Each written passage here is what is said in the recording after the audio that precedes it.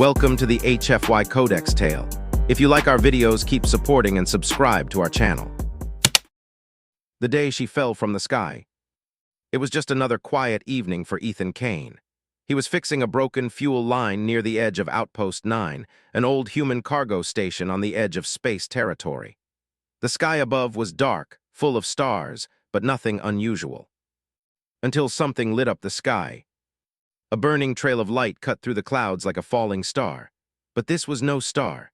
It was fast, low, and aimed straight for the forest beyond the landing pad. Then boom! The ground shook, lights flickered, birds flew from the trees. Ethan froze, eyes wide. What the hell was that? He grabbed his coat, flashlight, and old plasma pistol, just in case.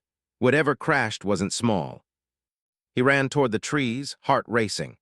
The cold air bit at his skin, and strange blue mist was rising from where the object had fallen. He expected to find a wrecked ship, maybe a drone. But what he found was her. A girl not human was lying in a shallow crater, her body half buried in snow and broken dirt. She had long white hair, glowing skin with soft blue patterns running down her arms, and a thin silver suit torn at the shoulder. Her eyes were half open, glowing faintly violet. She looked at him, and then her hand reached out, barely. Ethan didn't move at first. He didn't know if she was dangerous. But then she whispered, "Help. Just one word." He stepped closer carefully. "Can you hear me?" She nodded weakly. Then her hand touched his. And the moment their skin met, she collapsed. Her body went limp, her eyes closed, and she dropped into his arms. But Ethan didn't just feel her weight. He felt a sudden heat rush through his chest. His skin tingled. His hand burned where she touched him, like a quiet electric shock had passed into his veins. He looked down at her face. She was breathing barely. "What are you?" he whispered. Back at the outpost, Ethan laid her on a soft cot inside his repair shack. He turned on the heater and checked for wounds. She had a deep cut near her ribs and strange glowing marks on her neck that pulsed like veins, but he had no idea what they meant. He grabbed a medical scanner from the shelf and tried to read her vitals. The screen blinked, then froze.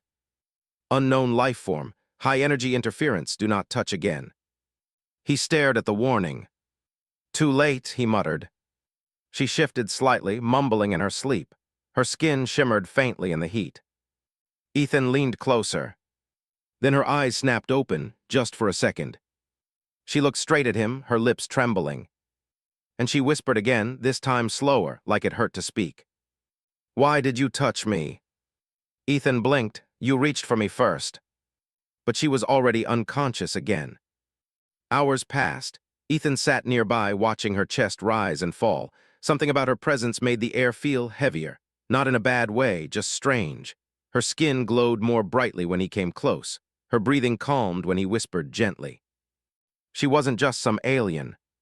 She was connected to him somehow. But why? He reached out slowly, not touching her, just hovering his hand above hers. And again, that warm buzz ran up his arm. He pulled back quickly. "This is not normal," he whispered to himself. He had seen many alien species pass through the outpost. Traders, soldiers, refugees. But nothing like this. And definitely no one who reacted to him like this. Suddenly, her body jerked. She sat up with a cry, grabbing his wrist. Her fingers dug into his skin as her eyes glowed bright violet. She looked terrified, lost, shaking. He tried to calm her. "It's okay, you're safe." But she looked right into his soul and said one word. "Broken." Then collapsed again.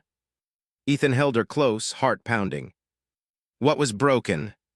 Her body? Her mind? Or something else entirely? That night, as she slept beside the heater, Ethan sat by the window, staring out at the stars. He couldn't shake the feeling that this wasn't just a rescue. This was the beginning of something much bigger. Something dangerous. Something beautiful. She fell from the sky and into his arms. And now, nothing would ever be the same again. Ethan didn't sleep that night. He kept checking on the alien girl, listening to her quiet breathing, watching the strange glow that pulsed softly from under her skin. She looked peaceful now, but earlier she had said that one chilling word. Broken. And Ethan couldn't stop thinking about it. At sunrise, her glow dimmed slightly. Her breathing turned sharp like she was gasping for air in her sleep. Ethan touched her forehead. She was burning up. He moved quickly, damp cloth, cold water. But the moment he pressed it to her skin, she flinched and grabbed his wrist. Her fingers squeezed tight. Then her eyes opened. And Ethan froze. Her eyes were glowing brighter now, so bright they almost hurt to look at. Her voice was weak but serious. Don't touch me. Ethan gently pulled his wrist free. You're sick, you need help. No, she whispered. It's not sickness, it's change. Change. She nodded slowly. Your touch started it. Ethan blinked. What do you mean? I just caught you when you fell. She looked away. And now I can feel your heartbeat, even when you're not near me. Ethan sat down beside her, confused. That doesn't make sense. She held out her hand. He hesitated, then touched it lightly. A pulse of energy rushed between them, stronger than before. Ethan pulled back, his hand tingled again. What is that? He asked. She looked at her palm. Her skin now had faint glowing lines, veins of light, slowly spreading like roots. I don't know what it means, she said, but it's getting stronger. An hour later, Ethan felt something strange. His fingertips burned, not painfully but like fire without heat. He looked down. Tiny glowing cracks had formed under his skin, faint, blue, and pulsing, just like hers. His heart thudded in his chest. This can't be happening. She looked up at him, sadness in her voice. It is. Is this poison, infection? She shook her head. No, it's a link. A link to what? To me. She tried to stand but stumbled. Ethan caught her again. Her eyes closed. Too fast, the change, it's too fast. What do you need? He asked, helping her sit. She breathed slowly. Distance. From me. Yes. But neither of them moved. Later that day, she sat by the heater, knees pulled to her chest. Ethan watched her from across the room. He wanted to ask her more, wanted to understand, but something in her expression stopped him. She looked afraid, not of him. Of herself. Finally, she broke the silence. I wasn't supposed to touch humans. Ethan leaned forward. Why? Because it does this. She showed him her arm. The glowing lines had spread up to her shoulder. I'm not built for this, she whispered. My body doesn't know how to handle it. Your kind triggers something inside me. Ethan asked softly, is it killing you? She looked down, not yet. That night while she slept, Ethan checked his reflection. The glowing cracks on his skin had grown, just a little. He felt no pain. But he felt her. Even with his eyes closed, he could sense her heartbeat, like a quiet echo in his chest. Was this the link she talked about? Or was it something deeper? He touched the spot on his hand where she first touched him. Then whispered, what are you doing to me? In the middle of the night, she woke with a soft cry. Ethan rushed to her side. What's wrong? I dreamed I was falling, she said, but this time you weren't there to catch me. He held her hand gently. I won't let you fall. She looked at him, her voice shaking. I'm afraid. Of what? That if I stay near you, I'll stop being what I was. He nodded slowly. Maybe that's not a bad thing. She stared at him, then whispered, what if I'm becoming something that was never meant to exist? Ethan didn't answer, because deep inside, he was starting to ask the same thing about himself. The next morning, the wind howled outside the outpost. Snow covered the trees, the sky was gray, and the entire forest felt quiet, like it was holding its breath. Inside the shelter, Ethan stood by the small heater, watching the alien girl. She hadn't said a word since she woke. She sat still, staring at her glowing hands. The light had spread to her collarbones and across her back. Her skin looked like it was made of stars now, beautiful and frightening. Finally, Ethan spoke. What are you becoming? She didn't look at him. Something I was never allowed to be. Ethan sat across from her, voice calm. You said you weren't supposed to touch humans. Why?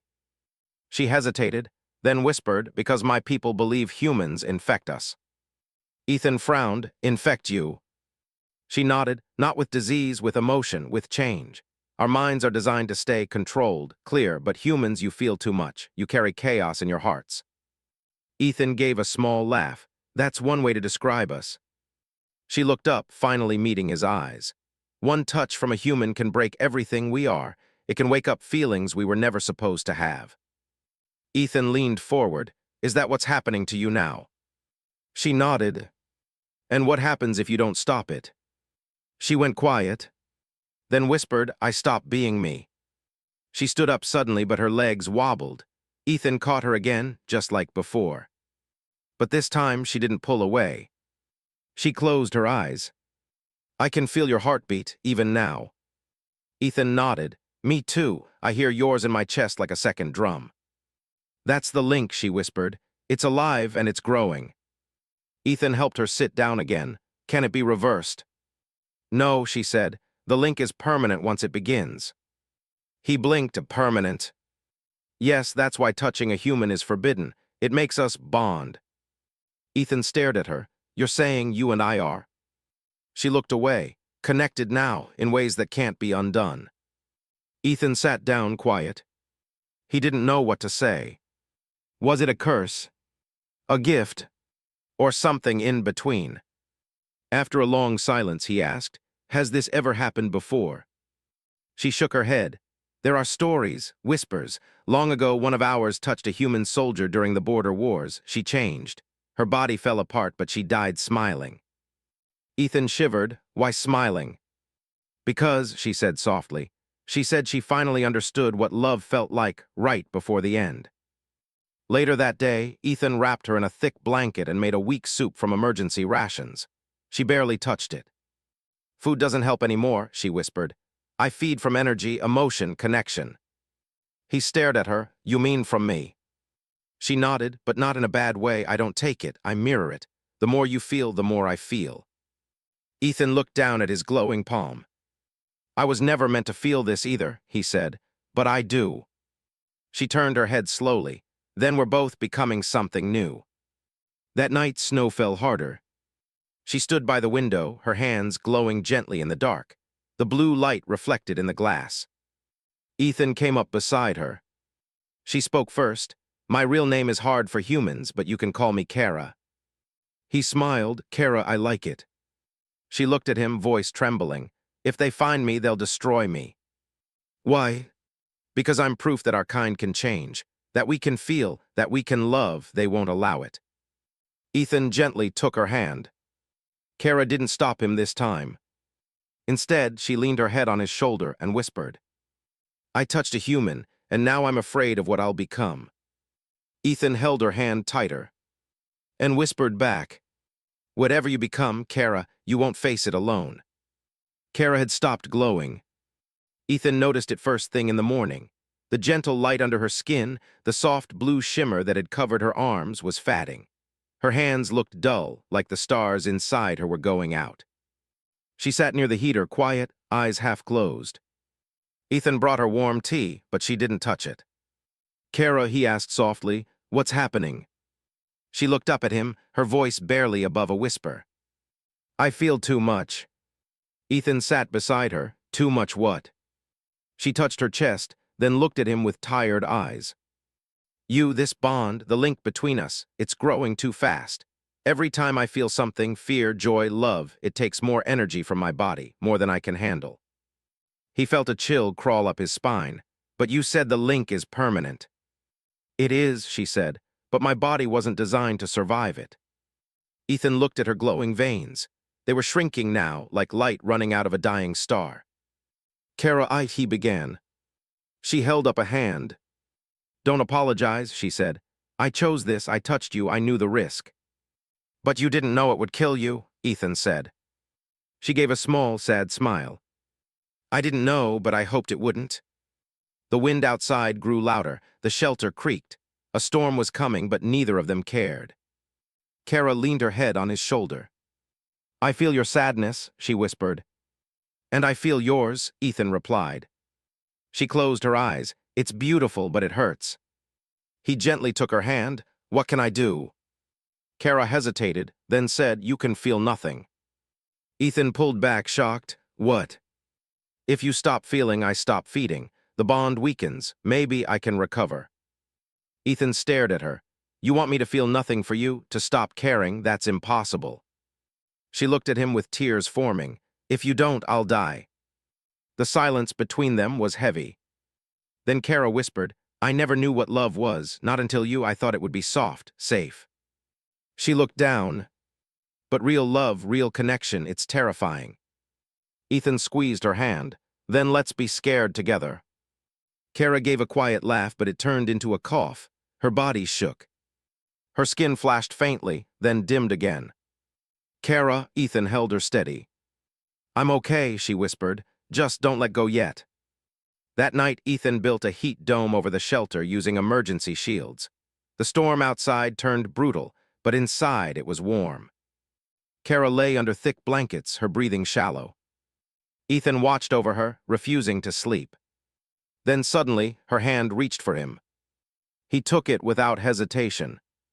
Her eyes opened slowly. "Do you regret it?" she asked. "Regret what?" "Letting me touch you." He shook his head. "Never." She smiled weakly. "Then I want to feel it one more time." He leaned close, touched her face gently. And for a moment, just a moment, her skin lit up again. The glow returned to her cheeks. Her chest rose with strength, and a tear slid down her face. "I thought I was fatting," she whispered. "But when you touched me, I felt like I was alive again." Ethan rested his forehead against hers. "You're still here," he said. "Not for long," she whispered, "but this moment is enough." Outside, the storm raged. Inside, a human and an alien girl held onto each other, glowing softly in the dark, two hearts beating as one. But deep down, both of them knew. If she kept feeling, she wouldn't last much longer. The storm lasted 2 days. During that time, Kara barely moved. She was fatting more each hour. Her skin had lost almost all of its glow, and her voice came only in whispers. Ethan didn't leave her side.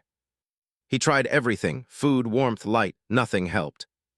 Until he had one last idea. He dug through an old storage crate in the corner of the outpost. Inside, he found a damaged xenobioscanner, used long ago for testing alien life forms. It barely worked, but it was his only chance. He brought it to Kara, gently placed the reader disc on her shoulder, and activated the scan. The screen buzzed, sparked, and then blinked to life. Ethan stared at the results. DNA structure, 78% unknown/22% human. Warning, hybrid strain detected. His heart skipped a beat. "Kara," he whispered, "you're part human." She didn't open her eyes. "Now you know." He sat beside her, mind racing. "You never told me." She took a slow breath. "I wasn't allowed to know. My creators lied to me." "But why would they use human DNA?" She finally opened her eyes, weak but focused. "I was made for a secret mission. A living weapon that could get close to humans, earn their trust, and destroy them from inside." Ethan stared in disbelief. "But you didn't." "No," she said softly, "because something in me didn't want to, something human." She turned her head toward him. "When I touched you, the human part inside me woke up. That part doesn't follow orders. It doesn't want war. It wants to feel, to connect, to love." Ethan shook his head slowly. "They never expected it to work. They never expected that part of you to grow." She nodded. "Now I'm a mistake, a threat to both sides." Ethan looked at the scanner again. If her body was rejecting the link, maybe it wasn't just about the connection. Maybe it was fighting itself. "Kara, what if your human and alien halves are clashing? That's why your body is breaking down." She gave a faint smile. "It was always going to end this way. My kind doesn't let broken things live." "But you're not broken," Ethan said. You're something new." Silence fell. Then Kara whispered, "I don't want to be a weapon anymore." "You're not." "I want to choose." "Then choose." She reached for his hand. "I choose you." Her skin glowed again, just for a second. Enough to show her choice had meaning. But the glow flickered, then faded fast. Her heart was slowing, and Ethan knew she didn't have much time. He looked back at the scanner. There was one option left. A genetic stabilization process. Dangerous, painful, but it might help her survive the bond. It's a risk, he said, but it's the only chance you've got. Kara didn't hesitate. I trust you. Ethan activated the process. Her body jerked as pulses of light ran through her veins. She screamed once, then fell unconscious. He held her tightly, refusing to let go. Come on, he whispered. Don't leave now, not after everything. Outside, the storm began to break. Sunlight touched the snow, and inside, her skin began to glow once more, stronger, brighter. But only for a moment. Then it went still. Kara's chest rose slowly, then again. Her eyes fluttered open. She blinked. Ethan. He gasped, smiling with relief. You're alive. She looked at her hands. The glow was soft, steady. I don't feel pain, she said in surprise. I don't feel fear. Ethan took her hand. You feel you. She looked at him for a long time. Then whispered, maybe, I was never a weapon after all. The snow had stopped. Sunlight touched the icy trees outside the outpost. The storm was over, but Ethan felt no peace. Kara had stabilized for now. Her skin glowed gently again and her breathing was steady. The genetic process had worked. But something still felt wrong. The air was too quiet. Then he heard it. A low hum. Not from the ground. From the sky. Ethan stepped outside, shielding his eyes from the light. A ship. Sleek, black, silent. It hovered above the treetops like a shadow. And it wasn't human. Inside the shelter, Kara stood without needing help. She looked up at the ship through the window. They found me, she whispered. Ethan turned to her. How? She touched her chest. The change in my body, it sent out a signal, a heartbeat they can't ignore. Can we run? Ethan asked. She shook her head. They're not here to capture me, they're here to erase me. Ethan clenched his fists. Over my dead body. Kara looked at him with wide eyes. If you fight them, they'll kill you. And if I don't, they'll kill you, so yeah, I fight. The ship landed silently in the clearing. 3 figures stepped out, tall, silver-armored beings with glowing visors. They moved in perfect silence, each step calculated. Kara stood in front of the shelter, no longer hiding. One of them spoke. Its voice echoed, cold and distant. You made contact with a human. Kara nodded, yes. You've changed. I've evolved. The figure tilted its head. You are a threat to the order. You will be eliminated. Ethan stepped beside her, gun in hand. Not today. The alien turned its head toward him. You are the source of her infection. Kara raised her voice. He's the source of my freedom. The aliens raised their weapons. Kara pushed Ethan behind her. No, she said, I started this, I'll end it. Her body began to glow again, brighter than ever before. Her eyes lit up with raw energy. She raised both hands and the snow around her lifted into the air. One alien fired a blast of violet energy. She caught it midair with her bare hand. The impact knocked her backward, but she stayed standing. Her voice shook. I won't let you take me. Ethan ran forward, firing his weapon. It barely scratched the alien armor, but it gave Kara enough time. She unleashed a pulse of light from her chest. Boom! The blast knocked all 3 enemies off their feet. Ethan rushed to her. Kara, that's killing you, remember. She nodded. I know, but you're worth it. Her glow was flickering now. She was burning up again. But the aliens were rising. One of them raised a silver blade. Ethan stepped forward, shielding her with his body. If you want her, he shouted, you'll have to kill me too. The aliens paused, then lowered their weapons. She is no longer one of us, one said. The infection is complete. Kara looked up confused. You're letting us go. No, the alien said. You've already gone. And with that, they turned and vanished into their ship. Within seconds, it was gone, like it had never been there. Ethan sat down in the snow, breathing hard. Kara collapsed into his arms, shaking. I used too much, she whispered. You're okay, he said. You're safe. She looked up at him, her voice weak. They didn't destroy me because they don't understand what I am anymore. He nodded slowly. Neither do I, but I know who you are to me.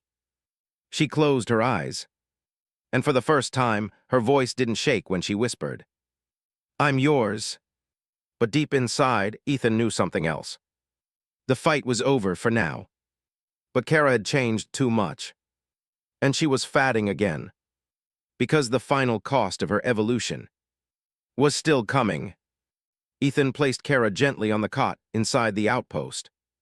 She was burning up again, her glow unstable, pulsing like a heartbeat out of rhythm. Her skin flickered between light and dark, her hands trembled, she barely had the strength to speak. But she was smiling. You stood in front of them, she whispered. He brushed hair from her face, so did you. Her eyes closed, and for a moment she looked peaceful. Too peaceful. Ethan turned away and wiped his face. He had fixed broken engines, patched failing ships, and rebuilt dying machines. But he couldn't fix this. Kara's body wasn't meant to hold so much emotion, so much humanity. She had changed, and it was killing her. When she opened her eyes again, her voice was barely there. Ethan, I don't have much time. Don't say that, he whispered. We'll find something there still. No, she interrupted. There is something you need to know. She reached under the blanket and pulled out a small metal chip. This holds everything, my memory, my transformation, my choice. Ethan frowned. Why give this to me? She touched his chest just above his heart. Because if they come again, if they erase me, this will prove I existed, that I loved. Ethan took the chip with shaking hands. You're not going anywhere, he said. She smiled weakly. You don't understand, I already did. Her skin began to glow again, but this time it was different. Brighter, more beautiful, more final. The scanner nearby beeped loudly. Ethan ran to check it. His heart dropped. Kara's energy signature was climbing. Too fast. She's ascending, the device read. Hybrid form unstable, collapse imminent. Ethan rushed back to her. She looked at him, eyes glowing like twin stars. Her voice was clear now, stronger. I can burn out in this form, or I can let go.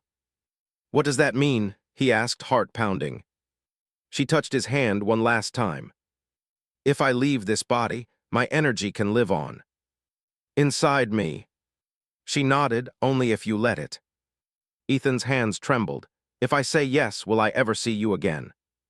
She shook her head, not with your eyes. Tears filled his eyes. I can't lose you. You won't, she whispered. I'll be in every heartbeat, every thought. I'll be inside your soul. He stared at her, this girl who was once a weapon, once forbidden, once broken. Now, she was everything. I love you, Kara, he said. And she smiled as her body shimmered with light. I know, she whispered. Then she closed her eyes. And her body burst into soft, glowing dust, light particles that floated around him like fireflies.